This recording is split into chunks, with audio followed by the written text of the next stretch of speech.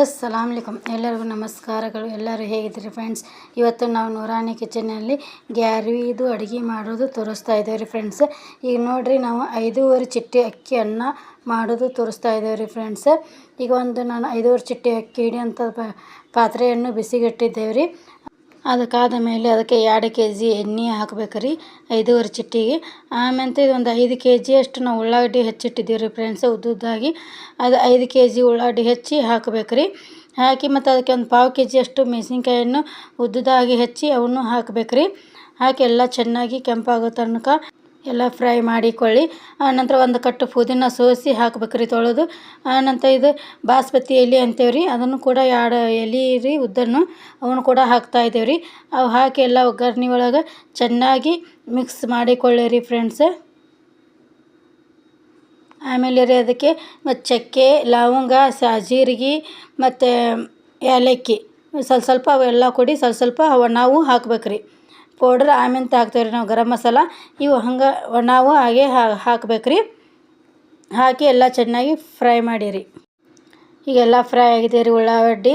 ಆಮೇಲೆ ಅದಕ್ಕೆ 4 ಚಮಚ ಬೆಳ್ಳುಳ್ಳಿ ಪೇಸ್ಟನ್ನು ಹಾಕ್ತಾಯಿದ್ದೇವೆ ರೀ ಫ್ರೆಂಡ್ಸ್. ನಾವೀಗ 4 ಚಮಚ ಬೆಳ್ಳುಳ್ಳಿ ಪೇಸ್ಟ್ ಮತ್ತು 4 ಚಮಚ ಅಲ್ಲ ಪೇಸ್ಟ್ ರೀ. ಇದೆಲ್ಲ ಬೆಳ್ಳುಳ್ಳಿ ಪೇಸ್ಟ್ ಎಲ್ಲ ಚೆನ್ನಾಗಿ ಇದಾದಮೇಲೆ ರೀ ಮತ್ತು 4 ಚಮಚ ನಾವು ಅಲ್ಲ ಪೇಸ್ಟನ್ನು ಹಾಕ್ಬೇಕು ರೀ. ಹಾಕಿ ಎಲ್ಲ ಚೆನ್ನಾಗಿ ಮಿಕ್ಸ್ ಮಾಡಿಕೊಳ್ಳಿರಿ. ಅದೆಲ್ಲ ಹೋಗೋ ತನಕನೂ ಎಲ್ಲ ಚೆನ್ನಾಗಿ ಹೊತ್ತಲಾರಂಗೆ ಮಿಕ್ಸ್ ಮಾಡಿಕೊಳ್ಳಿರಿ. ಆಮೇಲೆ ಇದಕ್ಕೆ ನೋಡಿರಿ, ನಾನು ಒಂದು 5 ಕಟ್ಟು ಕೊತ್ತಂಬರಿಯನ್ನು ಸ್ವಚ್ಛ ಮಾಡಿ ರುಬ್ಬಿ ಇಟ್ಟಿದ್ದೆ ರೀ ಇದು, ಅದನ್ನು ಕೂಡ ಹಾಕ್ತಾಯಿದ್ದೇವೆ ರೀ ಫ್ರೆಂಡ್ಸ್. ಆಮೇಲೆ ರೀ ಅದಕ್ಕೆ ನೋಡಿರಿ, ನಾ ಈಗ ಗರಂ ಮಸಾಲನ್ನು ಹಾಕ್ತಾಯಿದ್ದೇನೆ ರೀ. ಒಂದು ಮುಟ್ಟಿಗೆ ಅಷ್ಟು ಗರಂ ಮಸಾಲ ರೀ, ಎಲ್ಲ ರುಬ್ಬಿಟ್ಟಂಥದ್ದು ಪೌಡರ್ ರೀ ಇದು, ಅದನ್ನು ಕೂಡ ಹಾಕ್ತಾಯಿದ್ದೇವೆ ರೀ ಈಗ ನೋಡಿರಿ ಎಲ್ಲ ಫ್ರೈ ಆದ ಮೇಲೆ ರೀ ಇದಕ್ಕೆ 5.5 ಚಿಟ್ಟಿಗೆ 5.5 ಕೊಡಪಾನ ನೀರನ್ನು ಹಾಕ್ತಾಯಿದ್ದಾರೆ. 1 ಚಿಟ್ಟಿಗೆ 1 ಕೊಡಪಾನ ಹಾಕ್ಬೇಕು ರೀ. ಅದರಂತ ನಾವು 5.5 ಚಿಟ್ಟಿ ಅಕ್ಕಿ ತೊಗೊಂಡಿದ್ದೇವಲ್ಲ ರೀ, 5.5 ಕೊಡಪಾನ ನೀರನ್ನು ಹಾಕ್ತಾಯಿದ್ದೇವೆ ರೀ ಫ್ರೆಂಡ್ಸ್. ಇದಕ್ಕೆ ನೋಡಿರಿ, ಇದಕ್ಕೆ ಉಪ್ಪು ಹಾಕೋದು ಬಂದಿಲ್ಲ ರೀ ಇದ್ರಾಗ ಹಿಡಿಯೋದೊಳಗೆ. ಹಾಗಾಗಿ ಇದಕ್ಕೆ 5.5 ಚಿಟ್ಟಿಗೆ 5.5 ಬಗ್ಸಿ ಉಪ್ಪನ್ನು ಹಾಕಬೇಕು ರೀ. ಈಗ ನೋಡಿರಿ, ಉಪ್ಪು ಹಾಕಿದ ಮೇಲೆ ಈಗ ನಾವು 5.5 ಕೊಡಪಾನ ನೀರನ್ನು ಹಾಕಿದ್ದೇವೆ ರೀ.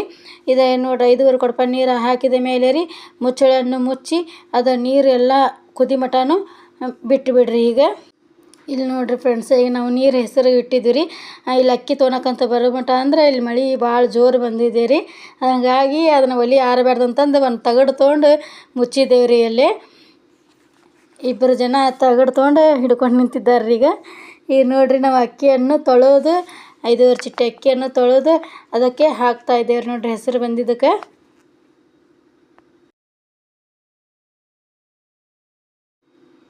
ಈಗೆಲ್ಲ ಅಕ್ಕಿ ನೋಡಿರಿ, ಎಲ್ಲ ಅಕ್ಕಿ ಹಾಕಿ ಎಲ್ಲ ಚೆನ್ನಾಗಿ ಮಿಕ್ಸ್ ಮಾಡ್ತಾಯಿದ್ದೇವೆ ರೀ ನಾವು ಈಗ ಎಲ್ಲ ಚೆನ್ನಾಗಿ ಮಿಕ್ಸ್ ಮಾಡಿ ಕುದಿಯಾಗತ್ತಿದೆ ರೀ ಅಕ್ಕಿ ಎಲ್ಲ.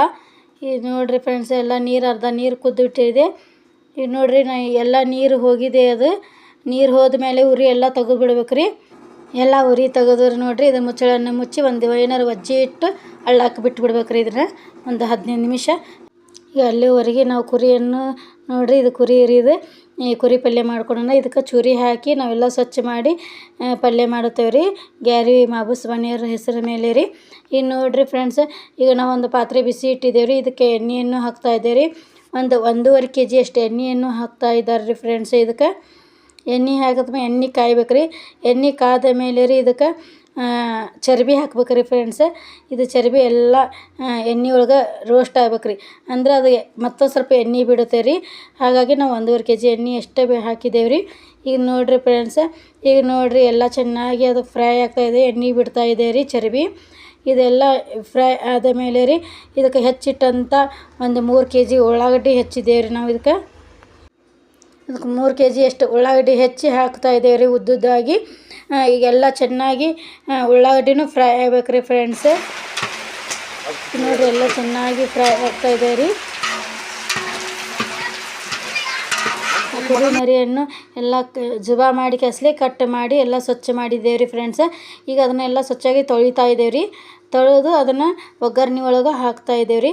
ಅದು ಕುರಿ ಐತಲ್ರಿ, ಅದು ಒಂದು ಇಲ್ಲಂದ್ರೂ ಒಂದು 25 kg ಅಷ್ಟು ಪಲ್ಯ ಬಂದಿದೆ ರೀ. ಅದನ್ನೆಲ್ಲ ಹಾಕಿ ಮಿಕ್ಸ್ ಮಾಡ್ತಾಯಿದ್ದೇವೆ ರೀ ನಾವು ಒಗ್ಗರಣೆ ಒಳಗೆ. ಎಲ್ಲ ಚೆನ್ನಾಗಿ ನೀರು ಬಿಡ್ಬೇಕು ರೀ. ಅದು ಆ ಥರ ಎಲ್ಲ ಮಿಕ್ಸ್ ಮಾಡ್ಬೇಕು ರೀ.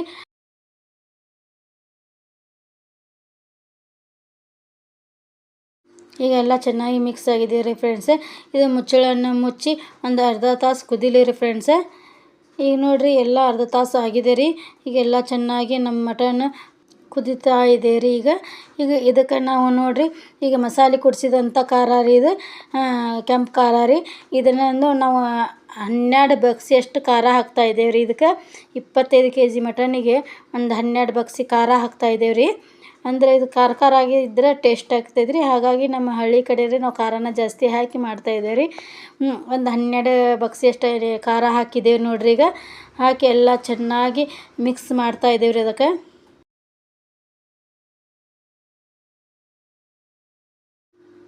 ನೋಡಿರಿ ಫ್ರೆಂಡ್ಸೆ ಎಲ್ಲ ಚೆನ್ನಾಗಿ ಮಿಕ್ಸ್ ಆಗಿದೆ ಖಾರ. ನೋಡಿರಿ ಇಷ್ಟು ನೀರು ಬಿಟ್ಟಿದೆ ಮಟನ್, ನಾವು ನೀರು ಹಾಕೇ ಇಲ್ಲ, ಅದಕ್ಕೆ ತಾನೇ ನೀರು ಬಿಡ್ತಾ ಇದೆ ರೀ ಫ್ರೆಂಡ್ಸೆ. ಈಗ ನೋಡಿರಿ ಒಂದು ಬಗ್ಸಿಯಷ್ಟು ಅರಸಿನ ಪುಡಿಯನ್ನು ಹಾಕ್ತಾಯಿದ್ದೇವೆ ರೀ. ನಾವು ಒಂದು ಬಗ್ಸಿ ಅರಸಿನ ಪುಡಿ ಹಾಕಿ ಅದನ್ನು ಮಿಕ್ಸ್ ಮಾಡ್ತಾ ಇದ್ದಾರೆ ರೀ. ಅರಸಿನ ಪುಡಿ ಹಾಕಿದ ಮೇಲೆ ರೀ ಒಂದು 3.5 ಬಗ್ಸಿಯಷ್ಟು ಉಪ್ಪನ್ನು ಹಾಕ್ತಾರೆ ರೀ, ರುಚಿಗೆ ತಕ್ಕಷ್ಟು. ಇಷ್ಟು ಉಪ್ಪನ್ನು ಹಾಕಿ ಅದನ್ನು ಎಲ್ಲ ಚೆನ್ನಾಗಿ ಮಿಕ್ಸ್ ಮಾಡ್ತಾ ಇದ್ದಾರೆ ರೀ ಫ್ರೆಂಡ್ಸೆ. ಇದು ಹಾಕಿದ ಮೇಲೆ ರೀ ಇದು ಟೊಮ್ಯಾಟೊ ಒಂದು 6-7 kg ಅಷ್ಟು ಟಮಾಟಿ ಹುರಿದು ನಾವು ಪೇಸ್ಟ್ ಮಾಡಿಟ್ಟಿದ್ದೇವೆ ರೀ. ಪೇಸ್ಟ್ ಮಾಡಿದ್ದು ಹಾಕ್ತಾಯಿದ್ದೇವೆ ರೀ. ಈಗ ಹಾಕಿ ಎಲ್ಲ ಚೆನ್ನಾಗಿ ಮಿಕ್ಸ್ ಮಾಡ್ತಾ ಇದ್ದೇವೆ ರೀ ಫ್ರೆಂಡ್ಸೆ. ಈಗ ನೋಡ್ರಿ ನಾವು ಅಲ್ಲವನ್ನು ಹಾಕ್ಕೊತಾ ಇದ್ದೇವೆ ರೀ. 2 ಬಗ್ಸಿಯಷ್ಟು ಅಲ್ಲ ಪೇಸ್ಟನ್ನು ಹಾಕ್ತಾ ಇದ್ದೇವೆ ರೀ ನಾವು.